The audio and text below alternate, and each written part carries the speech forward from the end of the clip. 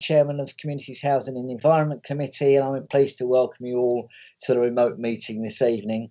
The meeting will be broadcast live and recorded for playback on the Council's YouTube channel, and this will include the instant messaging. Will anyone else be recording the proceedings? I reserve my right, Mr. Chairman. Councillor Mackay. Thank you, Councillor. And Councillor Comanche, I will reserve my right as well. Okie dokie, thanks for letting us know. Cheers. We only ask this so others know that this is happening. My role as chairman will continue. However, the responsibility for managing the meeting has been temporarily assigned to Democratic Services Officer, Miss Parfitt. This officer will not steer the debate. They will merely assist in implementing the remote meeting protocols.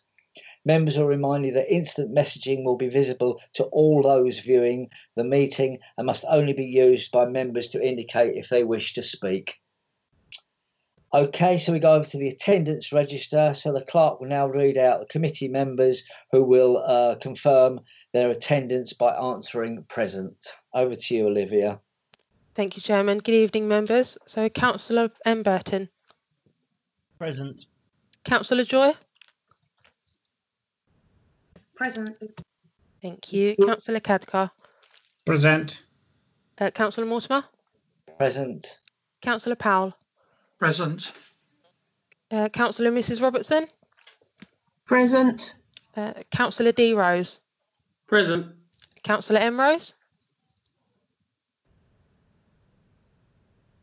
Councillor M. Rose. She's not here. I've given apologies to you already. I'm subbing Malcolm Mackay. Oh, I hadn't received the apologies. No problem. So Councillor Young. Present. And Councillor Mackay, obviously present as substitute. Lovely. Okay, thank you very much. And can you read out the name of officers present and which item they will be presenting? Yes, Chairman. So we've got the Head of Policy, Communications and Governance, Angela Woodhouse, and the Policy and Information Manager, Anna Collier, for item 14. Okay, thank you very much.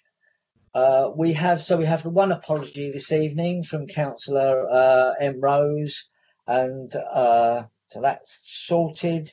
And then substitute members, we have Councillor Mackay for Councillor Rose. That's correct, Councillor Mackay, isn't it? Certainly is. Lovely. Is that okay, Olivia? You got that? Yes, Chairman. Thank you. Thank you. We don't have any urgent items this evening. Notification of visiting members. Councillor Kimmons, you're here, aren't you, as a visiting member? I am, yes, item 14. Lovely. Thanks for letting us know. Disclosure, item 5, disclosures by members and officers. Are there any disclosures? No, I hear silence. Disclosures of lobbying. Oh, you have to go through this, Olivia, don't you? I do, Chairman. Thank you. So, Councillor M. Burton. Sorry, I'm here and no, I haven't been lobbied. Thank you. Councillor Joy. None. Councillor Khadkar. No. Councillor Mortimer. No. Councillor Powell. None. Councillor Mrs. Robertson. None. Councillor D. Rose. None. Councillor M. Rose. Oh, apologies. Councillor Mackay. None. Councillor Young. None. Thank you, Chairman. Thank you. Okay, item 7, I move that items be taken in public. Is that agreed? If there's no dissent? Agreed. Great, lovely. Thank you very much. The minutes, item 8, the minutes of the meeting of the 6th of October. I plan to move the minutes of the meeting held on the 6th as a correct record. If there is no dissent, I assume this is agreed. Agreed. Lovely. Thank you very much. I'll send those at a later date. Item 9, presentation of petitions. We don't have any petitions this evening. Questions and answer session from members of the public. We do not have any this evening. Questions to the chairman from members. None at all. Item 12, committee work programme. You've probably all seen that on page 6 of the papers. I have a question on that, Mr. Chairman. Sorry, who's that? Sorry, Councillor Mackay. Okay, Cat. Yes, certainly. What would you like to say? So at the this committee's meeting on the 11th of February, the subject of fireworks and the RSPCA came up, and the report was to come at a later date. We understood it was to be coming to September meeting. It never came. It now is not on the works programme at all. Good point. I have discussed this with officers, and I'm just trying to find my notes, but it's not on there. No, I think what we're going to get a report coming, just a brief report on the subject, because we're still waiting for legislation, I believe, on that. So we have to get it confirmed, Malcolm. What do you mean you're waiting for legislation? Well, I believe that, as I understand it at the moment, we can only act as a council, as a code, as opposed to any prosecution or whatever on that route, or fining or whatever. So it is. There is still. Then a report should come back to this committee saying it cannot do anything. It's impotent. Well, no, I think it's outline the situation. Yeah, but I'll chase it up for you, Malcolm. Okay. All right. Another item, Mr. Chairman. The local nature reserves. Am I right saying they come under this committee? Yes, that's correct. Yeah, it's been raised by another councillor in my group that the issues of the nature reserve seems to have sort of gone off the agenda at all. There seems to be very little work done in that area. I replied to it's Councillor Atkinson, I believe, and they had a farm meeting the other week. I have chased that up.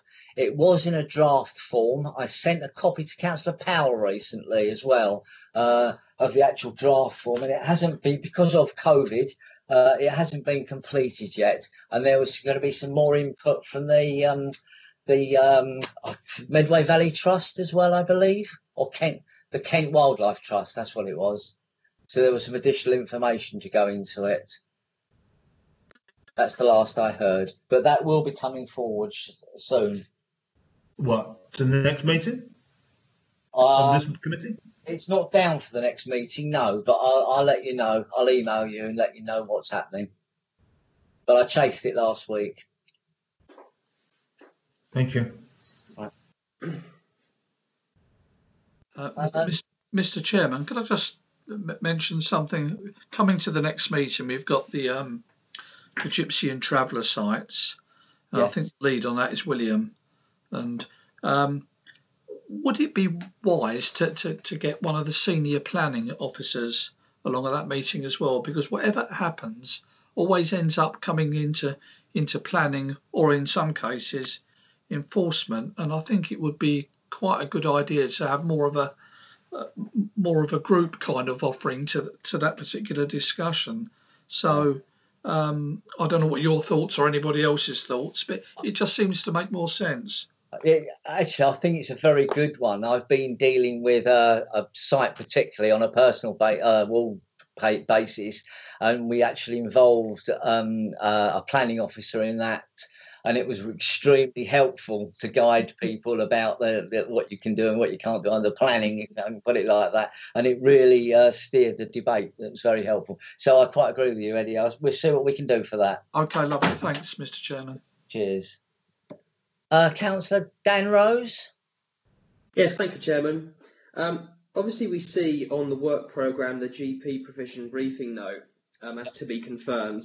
I feel like it's been on the work programme for a little while now as TBC. Do we know what's kind of been the impediment to that, or what the circumstances are for that kind of seem to have been on the TBC list for a little while? Do you have a view on that one?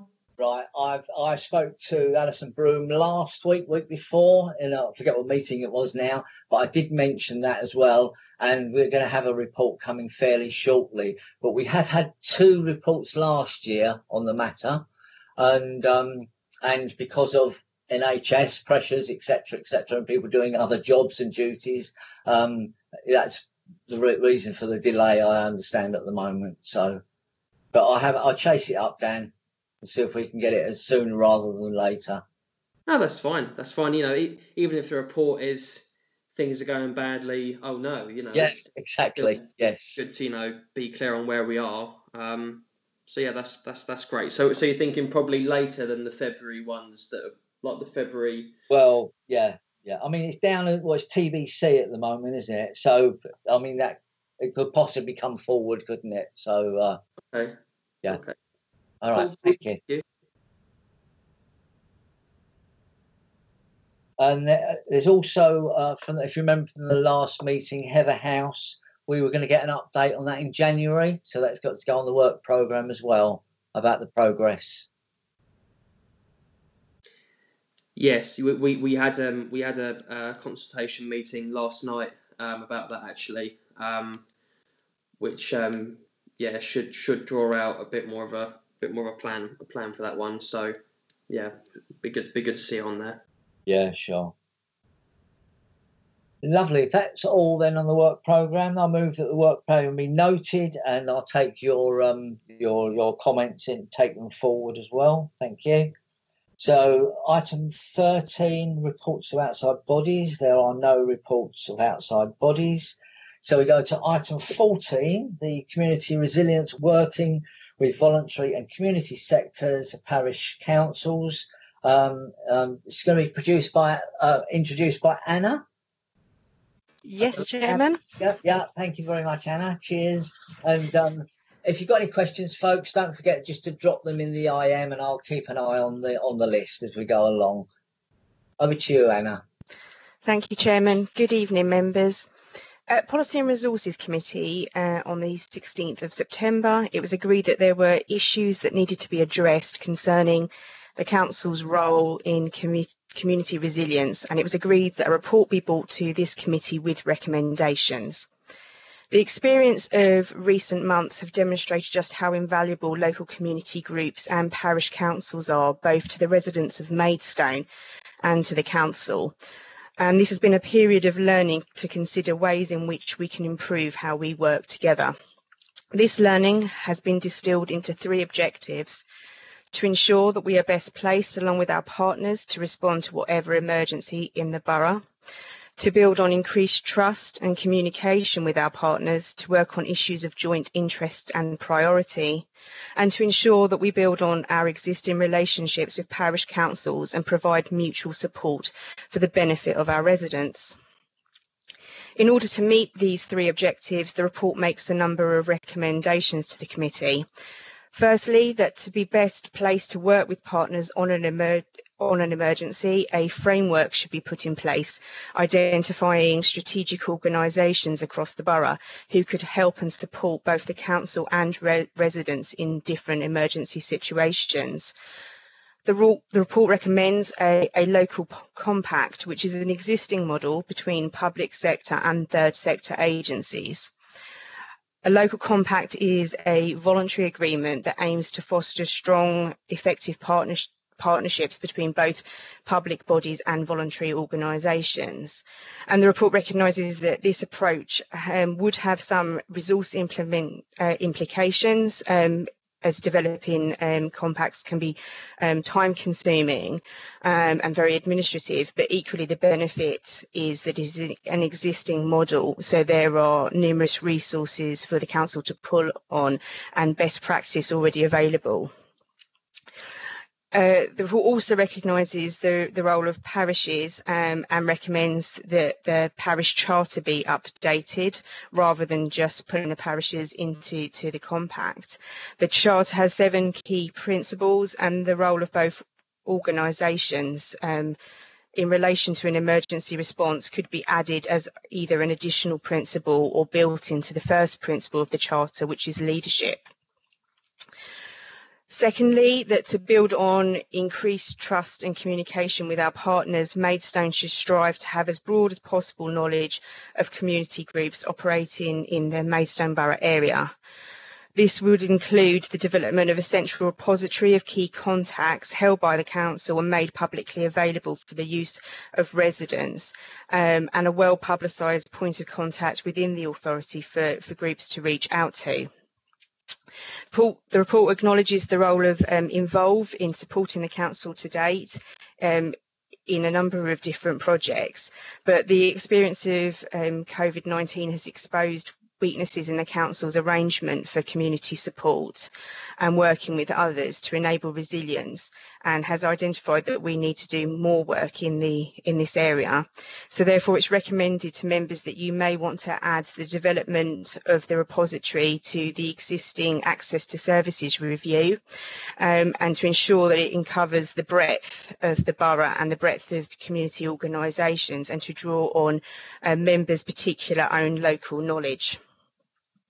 And finally, to ensure that we build on existing relationship with our parish councils. Officers would very much like to build on our increased dialogue with parishes and improved working relationships. And following conversations with councillors and parish councils, have proposed a parish webinar with the leader and deputy leader held jointly with Maidstone Calc 3 times a year, a monthly newsletter, a monitored parish inbox as a one-stop shop for queries and requests, amending the parish charter to reflect the role of parishes in emergencies. Thank you very much, and Angela Woodhouse and I are happy to take any questions. Super, thank you very much, Anna. Right, I have in the order, I've got Councillor Kimmons first as a visiting member, and then Matt Burton, then Denise Joy. Off you go, Ash. Yeah. Obviously, all I heard there was parish council, parish council, parish council. And I obviously am a Heathwall councillor, and we're unparished. So, you know, what's going to happen to places that are unparished? You know, are you going to give us the same level of support? I'm sorry that you felt from the introduction that it only mentioned parish councils, Councillor Kimmons. There is a large section in the report which outlines the role of the community organisations and developing a compact. And the idea is that we would identify, which we've already done for the pandemic and the lockdown earlier in March. We spent quite a substantial amount of time developing contacts with as many organisations as possible across the borough, and the report acknowledges that there is a lot more work to be done there. And the idea is that we identify those resources in all places, including in parished areas, because parishes alone are not necessarily only going to be the point of support in emergency situations or in other situations, albeit non-emergencies. So the idea is to get as full of breadth as possible across the borough, parishes and community organisations. Mr. Chairman, can I come back on that? Yes, Ash, certainly. Yeah. All I was going to say was, if it wasn't for the local churches, you know, we would have been left in the dark. It wasn't Maidstone Borough Council that looked after us. It was actually the churches that looked after us. So, you know, I feel that we were left out a little bit because we were unparished. So, you know, I just wanted to make that clear. Okay, thank you very much. Matt Burton, please. Thank you, Chairman. Bear with me just 2 seconds while I flick across to my notes on this. I'm down to one screen this evening, so I'm trying to flick between a few different things. I'll take this because I've got a few different points I want to make on this and questions I'd like to ask. So I'm going to take this roughly in order of the recommendations. recommendation one regarding a local compact, I think it's an excellent idea. I spent a bit of time earlier this afternoon reading the national compact that was put into place between the coalition government in 2010 and the third sector. I think it's a fantastic sort of template document that we might look to emulate and modify locally. So fully supportive of that. And I'd just caveat anything I'm about to say with, fully supportive of the principle of what's being brought before us this evening. My experience, like I'm sure it was for a number of other councillors through the height of the first wave of the pandemic, was that the third sector, plus our local parish councils, plus our residents associations, plus our churches, etc., all pitched in really, really well to an emergency response system that did our borough proud. But certainly in some places, the approach needs to be sort of formalised moving forward, and needs to be a little bit more cohesive, and there needs to be a bit more awareness of what is around there. So totally behind the principles of a local compact and formalising some of these arrangements for when the next emergency comes, if it's not already upon us. On point 2, with the referral to the Access to Services review. So I did exchange an email with Angela on this earlier, so I'm sure she's probably aware of what I'm going to say. But I think it's really, really important that we just sort of bring out what the existing arrangement is with Involve, such that we don't end up doubling up on work that we are providing funding to an organisation to already do for us. And I understand that conversations with Involve are ongoing about potentially amending that service level agreement and the funding in kind if we're going to take this as a council in house. I think that's important. We don't want to be doing work twice, paying for work twice out of taxpayers' coffers. But there's certainly a good argument for saying that, drawing on the knowledge of us as councillors, to do this as a borough council makes arguably more sense than leaving it elsewhere. So behind that, just very, very cautious that we don't double do the work. I am not entirely sure about referring it to the Access to Services review, and I was hoping to sort of have a bit of a chat with Orla earlier today, who's leading on the Access to Services review, to get sort of her opinion on this. And I wonder if anybody else has managed to speak to her, but I'm aware obviously she's away on leave at the moment. I am not sure if that's entirely the right place for it. So I went back and looked over the review scope document that we agreed as a committee back in February, and the review scope, so the scope of that Access to Services review seems to me quite nailed down to looking at our compliance with the legislative framework that exists for access to services from the perspective of vulnerable and disabled and disadvantaged groups. Whereas this is a very general piece of work in collating a resource that I think is in many ways not quite in keeping with what the Access to Services review is about and is doing. And, being on that task and finish panel, I do think this is a separate project in its own right. And it might sound like I'm splitting hairs, but the reason why I'm doing so is because I don't want either of those two strains of work that are quite different from one another to suffer from being pulled all into one place. So I have some question marks over whether that's the right place to do it, but do genuinely believe that there's a benefit to us as a borough council in some format compiling that resource, that repository of community organisations. Amending the parish charter, I can see why that's necessary. Again, similarly to Councillor Kimmentz's comments, only half of my ward is parished. So, I can understand the amendment to the parish charter for that side. But then that brings me into sort of points 4 and 5.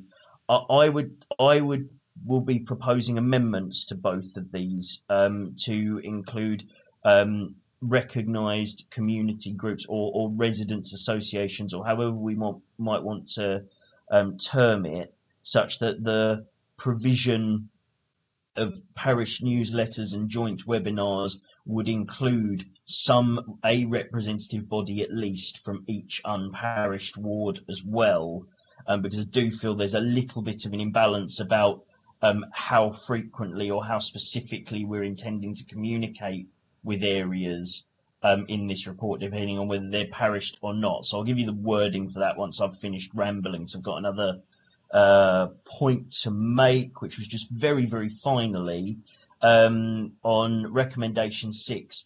Officers bring back progress update in April 2021. Now, I appreciate we're all incredibly busy and the world's very topsy-turvy at the moment, but April 2021 seems a long way into the future for me for this, when, as we are all too aware, we're already into the second wave of a pandemic, and a formalisation of how we might engage with other bodies in an emergency response scenario really ought to be coming forward, I think, quicker than April 2021. It ought to be one of the most important things we're dealing with.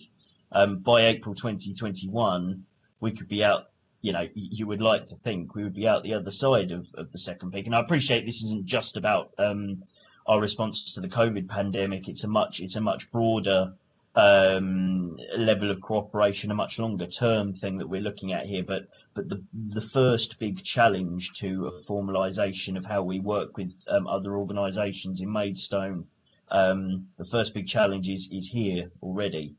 So I've made a few points there, and I'm sort of looking for, I realise I haven't specifically asked questions, but perhaps one of the officers could sort of come back on a couple of the points that I've raised there, if that's all right. Yeah, that's. Oh, sorry, Angela. Do you want to take it? Well, shall I take the part on access to services? Yeah, okay. Yeah, and I'll do the other bit. So, right. So Orla works for me. So Orla has been fully briefed and was involved in the conversations about this piece of work being added to access to services review. It was an idea as a way of trying to, as an existing vehicle, and a way of putting members into bringing their knowledge to the topic, I think.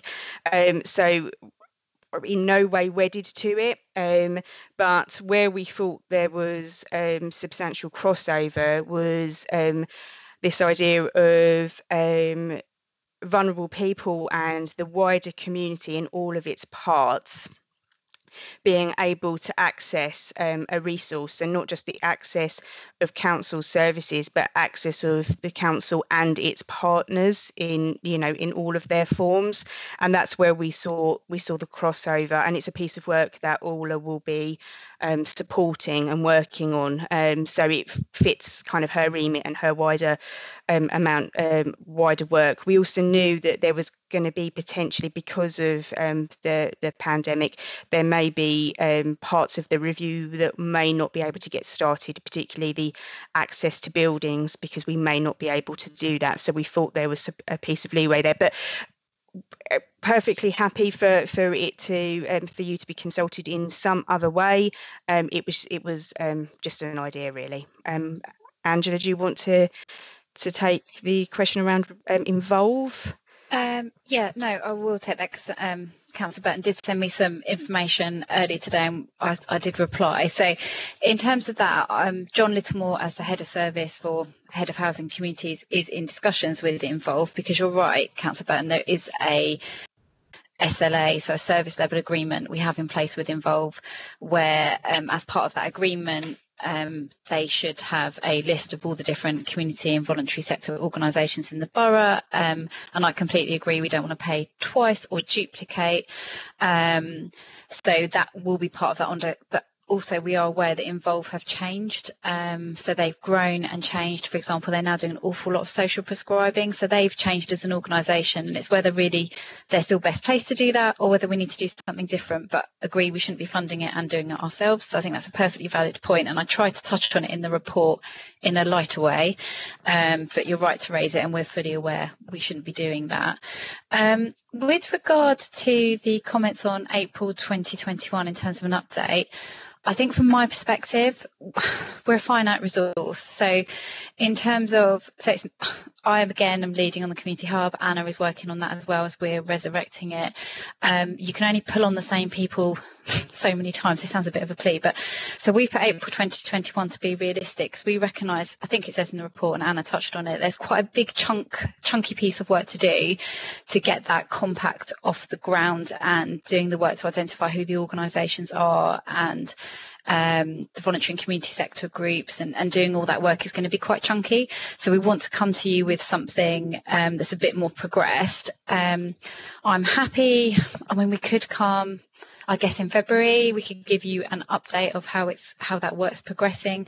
But really, I'm just aware that we have got a number of different plates in the air at the moment. So we're trying to be realistic about when we can come back to you on this, because obviously this is being done within current resources. There isn't extra money being made available. And the other thing, while I've got the floor, that I thought I'd like to comment on was the comments earlier about with regard to the pandemic and support across the borough. So we don't have a network of volunteers across the borough. We don't, as an organisation, we haven't created a volunteer centre that coordinates people across the borough and groups. So we are in a situation where in our parish areas, the parishes are there and in place, and not all of them set up, most of them did, and they put things in place, and that was invaluable. And then in our non-parish, we have some excellent, really excellent community groups, resident groups, neighbours helping neighbours, some bigger organisations into play. And we worked really hard, as Anna said, right at the beginning to find all those. And we relied on you guys, so councillors coming to us and saying, right, there's this organisation, or what can I do, or how can I help? And ward councillors, you did an awful lot in the non-parished and the parished areas, and we appreciate that as well. So part of the work is trying to bring you guys in and making sure we're making best use of your knowledge, because that was invaluable to us during the pandemic. And it's really just trying to harness that going forward. And we see this as quite a long-term piece of work for helping with all sorts of emergencies and things as they come up, as well as maybe tackling community issues, problem solving together with the voluntary and community sector going forward when we're out of this pandemic. So yeah, sorry if I waffled, but I was trying to answer everything. I hope that's helpful. Thank you, Chairman. Chairman, could I come back really quickly on? If you make it quick, because I've got others. All right. Thank you, Matt. Yeah, thank you. I will just say I apologise if any of that sounded like I was being critical in any untoward manner. You're absolutely right, Angela. The response in the parished and non-parished area. I have a bit of both of that in my ward, and Bolton-on-Chelsea Parish Council were fantastically supportive and did reach out into the area outside of their parish in my ward, and were fantastic.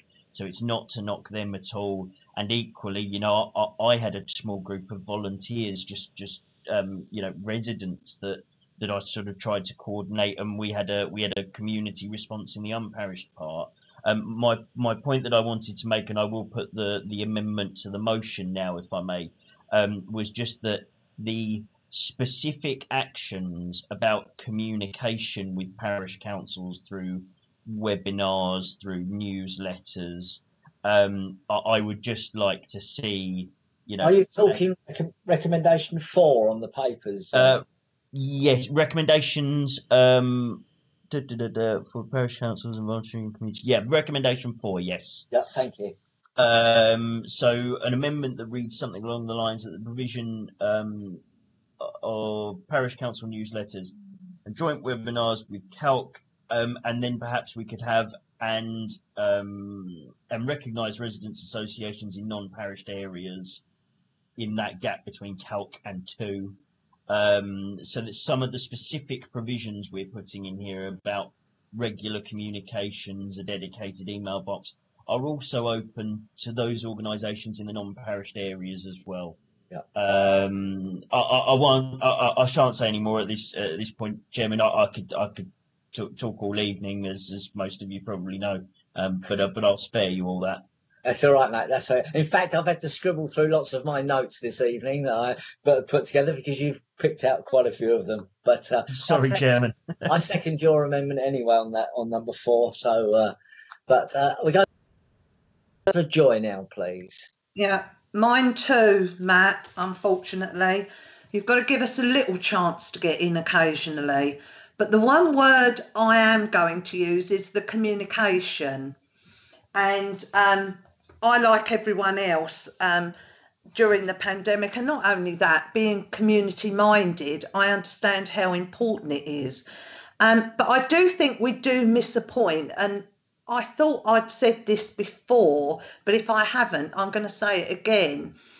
Most areas, whether urban or wherever you are, it doesn't matter, parish there, urban or whatever, there is churches. And as Councillor Kimments was referred to earlier, I just want to elaborate a bit. Within the church, there is organised a PCC, a parochial church council. There is the community. There is a volunteer. From there, if they run a community centre or a church hall, there's another committee that are volunteers and they're community minded.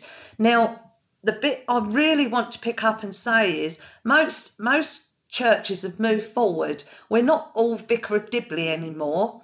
We actually have parish clerks, parish secretaries.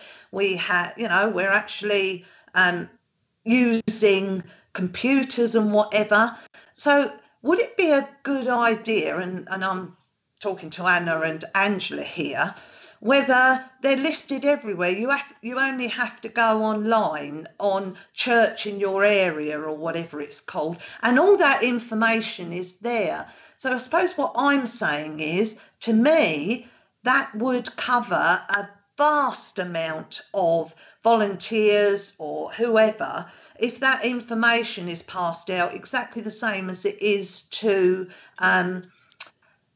parish councils and such. So has that side of it ever been looked into? Because, I mean, and the other thing, you can go to the Archdeacon, the area dean. They've got all that information, or just go on the Church of England website. But it isn't just C of E, it's all faiths, and I just think we are missing a big trick here with how we communicate with local people. And it doesn't just have to be the people that go to church on a Sunday.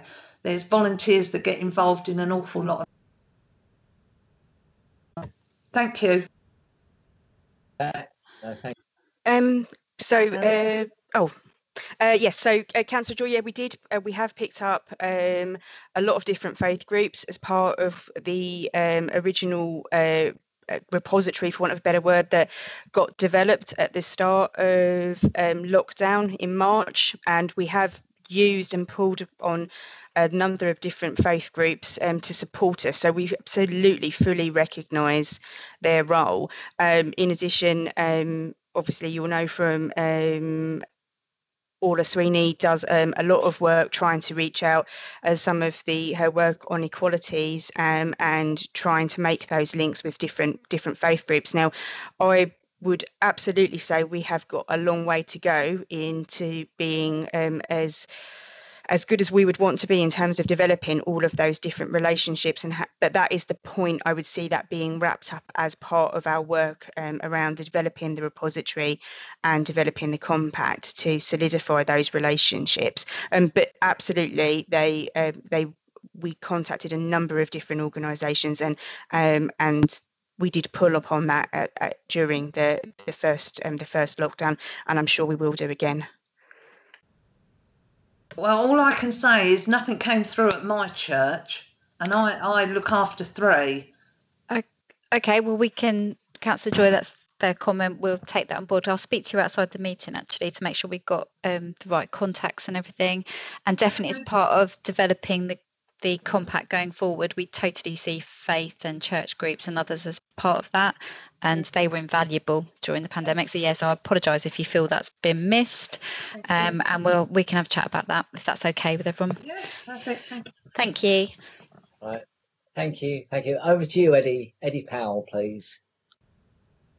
Yeah, thank you, Mr. Chairman. I think just after listening to some of the other comments tonight, I think there's a much bigger issue towards the non-parished areas. I mean, it was touched on by Councillor Burton when he said that half of his ward wasn't parished. So really, what happened? What is the support mechanism for the other half? I mean, I sit on a parish council. We have a clerk who's paid. We have an RFO who's paid. We have obviously the volunteers that go with it, which are very committed volunteers. We often see the parishes actually come and present at planning meetings, and very, very good people that have, but we don't tend to see that so much with the non-parished areas. But there is something called a precept, and obviously they're paid to do that, and that is reflected through the council tax. So I think it opens up a much bigger issue as to whether the council, in inverted commas, does start looking at ways in which they could actually help introduce something like, it won't be a parish because it's, within those particular areas, but it's so that it's reflected through the precept and also through the social housing providers. Because if you've got an area like mine and Malcolm's, which is a massive amount of social housing within that area. In fact, once upon a time, Golding Homes used to have an office in the shops, but that was removed ages ago. But they offer a massive, it's a massive help to the residents. Everything from people when they want to walk in there through, kind of taps that are leaking or exposed wires or wherever else. At the moment, the likes of myself and Malcolm, and I'm sure that lots of other people in the other areas would actually pick up that. But I think to do justice to those other areas, I think there's a bigger conversation that needs to happen to how we can actually service the people. And those are the people that are probably in the most need within these, what I call inner Maidstone areas. So just taking on board all the different comments that have come on board tonight, which are very, very valid. I mean, I did like the idea of the churches, and we've got two very supportive churches within our area, which is St Martin's and also the Vine, which, I mean, the Vine do an amazing work. But I still think we need to do a little bit more than that. So maybe this is something that could come back next April, and maybe we could have, one or two workshops as to how we actually encompass it and encourage what I've been saying tonight, because I think as Maidstone itself becomes bigger, and there does tend to be a little bit more housing in the areas like Parkwood. I don't think they can fit any more in Shetway, but I think you understand what I'm saying, Mr. Chairman. It's really a support mechanism which is enjoyed by the parishes, but they're self-financed, whereas the inner Maidstone areas are not financed in the same ways, and we're relying totally upon voluntary groups. Thank you. Yes, and that sort of come out when we were doing the parish services scheme a few years ago as well. That sort of that tack as well, Eddie. Thank you very much. Councillor Robertson, please. Thank you, Chairman. I want to fully endorse what Councillor Joy said about non-parished areas, because, of course, Allington isn't parished. But immediately the pandemic started, our local church, St Nicholas, really swung into action and put round leaflets to residents asking whether people needed help with shopping, collecting medication, just general support. So, the faith groups have got a big role to play, in an emergency situation. And I do know that Councillor Daly and Councillor Bird, our county councillors, did contribute some of their members' budget to the local church to help finance the leaflet anyway. Thanks. Okay, thank you. That's all I have. Is there anybody else wishes to comment on or say anything? I did want to add a point, Mr. Chairman. Yeah, sorry, Malcolm, missed you. Okay. Okay. Fully support what Denise said about the church. It's very important to include them. But equally, we have a mosque in Maidstone, and our most visible community, the Nepalese, are Hindus. So let's not forget them. And thank you, Eddie, for what you're saying about Shepway South. And I do think it's a great disappointment that Golding Homes moved their office outside of Shepway. Didn't just cover Shepway South, covered Shepway North. Yeah, it's touching everybody and getting everybody involved in a community. Anyway, I enjoyed these chi committees. I think Margaret ought to spend a bit more time away, I think. Thank you very much. Okay, thank you. Dan Rose, please. Yeah, just a quick one. I really like this, and I'll be supporting it, obviously. I just wonder, is there any way that we can, leverage some support from organisations like Golding Homes in times like this? They're such a dominant force in a lot of the communities, certainly in mine and Matt's, and Eddie's part of Maidstone. And they've got a lot of community power, as it were. Is there anything we can do to engage with them to assist in dire situations like this? I don't know who that question can be fielded for or what. But it's going to be Angela. Yeah, thank you, Chairman. Yeah, I have to say, Golding Homes they did come forward, and they actually staffed our calls for a week, and we ended up, I think, with at least one lady working for us for almost 3 weeks, fielding calls with residents. So they were really good, actually. They did step forward and did offer support, as did others like Mid Kent College. So some of our key partners did step up and were really good, and we'd look at building on that in the compact. But yeah, it's a really good point, Councillor Rose. But yeah, they were good. They come forward. That's good to hear. Thank you. Yeah, thank you. I know two of the ladies that were on there. They did an excellent job as well. And in fact, if they didn't know, they soon found out and got back to you about things, which was excellent as well, which you probably don't always get at Golding Homes in a normal case of things. But right, okay. If I could just put my two penny worth, I was just going back on what Matt was saying about people going coordination, etc. But I was actually told off recently when I was delivering food parcels, and I was in somebody else's ward, and I should have told them that I was going to their ward, and but I won't hang on that one. The other thing as well, when we were out during the latest COVID thing as well, is that we found that we were doubling up on things, and in fact tripling up sometimes, and you were meeting somebody in a queue at the chemist getting prescriptions, and you're getting a prescription for somebody next door. So what I think we need out of this is some sort of coordination and leadership in particular areas, because it's so, I understand it's so complex, but if it can be created so there's a central point, I think that's very important. Going back to non-parished areas, we've got the North Lewes Residents Association in South Ward, nearly 1,000 members, absolutely fantastic organisation. So when we come down to amending recommendation 4, I'm all in favour for that. And I think this is a really good piece of work.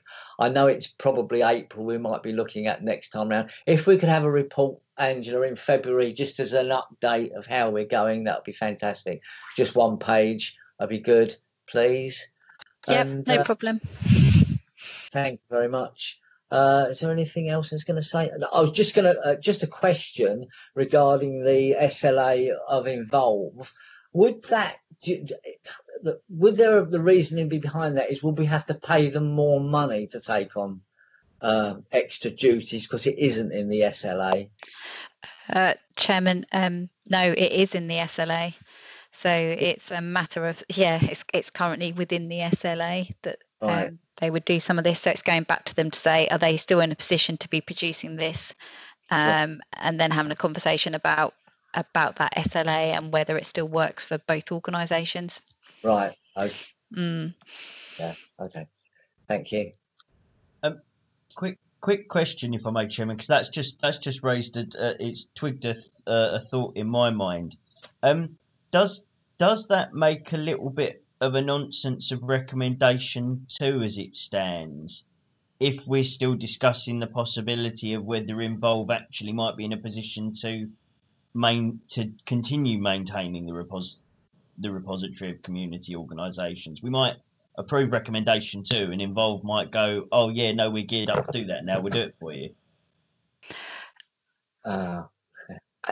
Well, Chairman, if I may, I think currently they don't have that in place. They do have a repository of some community organisations, but I don't believe it's a full list. And certainly at the start of lockdown, that wasn't available to us. So we had to create one.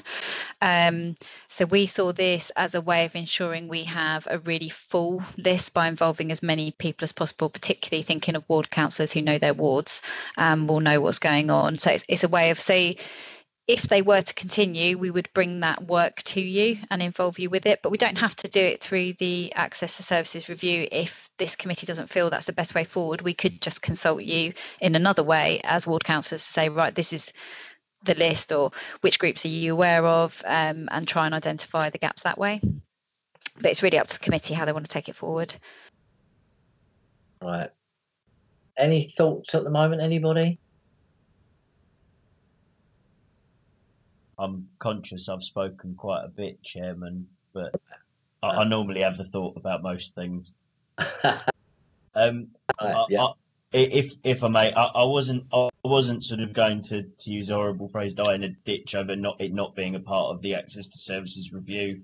If no one else has any particular issue with that, it was only because there was, to my mind, there was a slightly different flavour to what that particular task and finish panel was doing.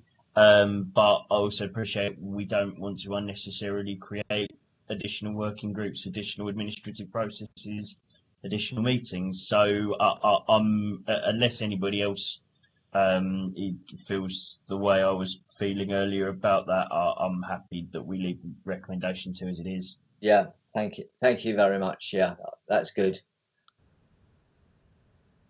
Councillor Joy, are you coming? Yeah, just very quickly. Yeah, I must admit I'm quite happy as it is personally.